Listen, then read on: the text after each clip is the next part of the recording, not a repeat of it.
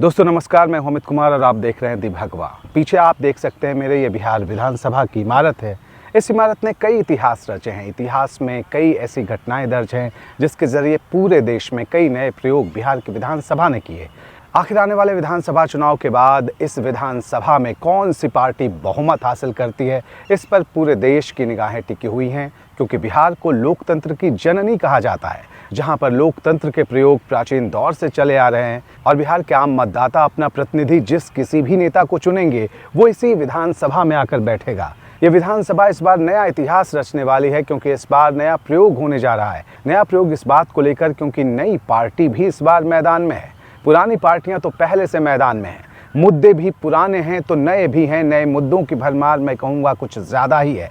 आम लोग क्या सोचते हैं बिहार के इस वक्त, आम मतदाताओं की सोच क्या है, उनके लिहाज से इस विधानसभा में किसे पहुंचना चाहिए, उनके लिहाज से वो कसौटी क्या है जिसके आधार पर वो अपना नेता, अपना प्रतिनिधि, अपना विधायक चुनने वाले हैं, किस नेता के माथे पर विजय तिलक लगाने वाली है बिहार की आम जनता। जिसके भी माथे पर लगाएगी वो यहाँ के चौखट को आकर ही सबसे पहले चूमेगा। अब ये देखने वाली बात होगी कि आखिर किसी पार्टी को बहुमत मिल पाता है या नहीं, यहाँ किसी गठबंधन को बहुमत मिल पाता है या नहीं, या फिर कोई नया प्रयोग यहाँ होने वाला है और ये प्रयोग चुपचाप हो रहा है। मेरे ऊपर आप देख रहे हैं हवाई जहाज का ये शोर आ रहा है, पास में हवाई अड्डा है, तो इस शोर की तरह नहीं बल्कि इससे कुछ अलग जनता चुपचाप कुछ नया करने वाली है या फिर पुरानी सरकार को ही कायम रखने वाली है, ये इस बार देखने वाली बात होगी। क्योंकि मुख्यमंत्री नीतीश कुमार 2005 से ही उनकी सरकार लगातार राज्य में चल रही है।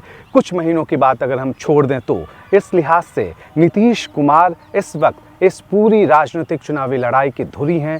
नीतीश कुमार को लेकर आम जनता इस बार क्या फैसला सुनाने वाली है, इस पर सबकी नज़रें टिकी हुई हैं। नज़रें इस बात को लेकर भी टिकी हुई हैं कि तेजस्वी यादव जो लगातार कह रहे हैं कि मैं युवा नेता हूं, मेरे पास नया विज़न है, राष्ट्रीय जनता दल के नेताओं का दावा है, लालू यादव का दावा है कि तेजस्वी से बेहतर इस वक्त आम लोगों के लिए कोई नहीं, कोई अगला मुख्यमंत्री उससे बेहतर नहीं हो सकता।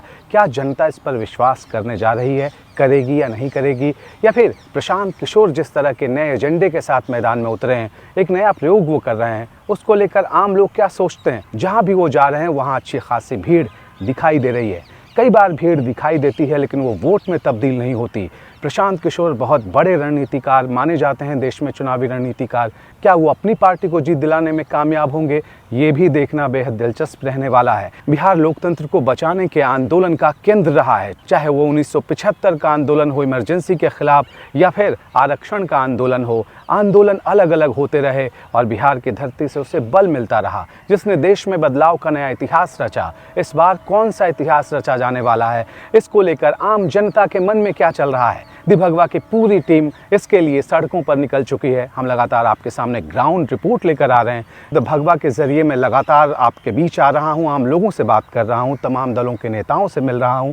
कोशिश हमारी है कि वो बिना किसी एजेंडे के साथ हमारे साथ बातचीत करें, अपनी राय रखें, अपनी पार्टी की विचारधारा के बारे में बताएं, अपने मुद्दों के बारे में बताएं, लेकिन सवाल हमारे हों और बहुत ही आज़ाद ख्याल सवाल हों। हमारी कोशिश होती है कि हम उनसे उन ज्वलंत मुद्दों पर बात कर आपके मन में चल रहे कुछ सवालों के जवाब हासिल कर सकें, जिस पर आप आमतौर पर सवाल पूछे जाते नहीं देखते।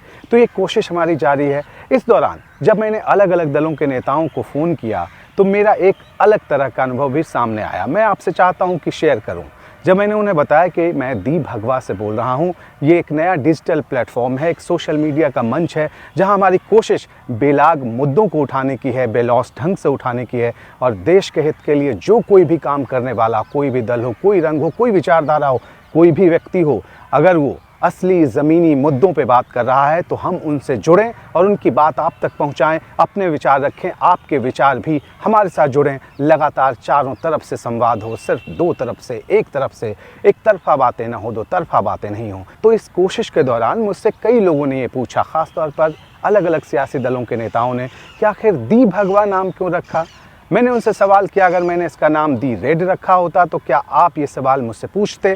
अगर मैंने इसका नाम दी ग्रीन रखा होता, ये सवाल आप मुझसे पूछते? अगर मैं ये नाम दी वाइट रखा होता आप ये सवाल मुझसे पूछते, अगर मैंने इसका नाम दी ब्लैक रखा होता तो आप मुझे ये सवाल पूछते। कुल 7 रंग जो कि लगातार आपके पास आपकी फहरिस्त में होते हैं, उन 7 रंगों में से कोई और रंग रखा होता, क्या ये सवाल आप मुझसे पूछते। लगातार ये बातें मेरी तरफ से मैं चाहता हूँ पूछना उन तमाम लोगों से।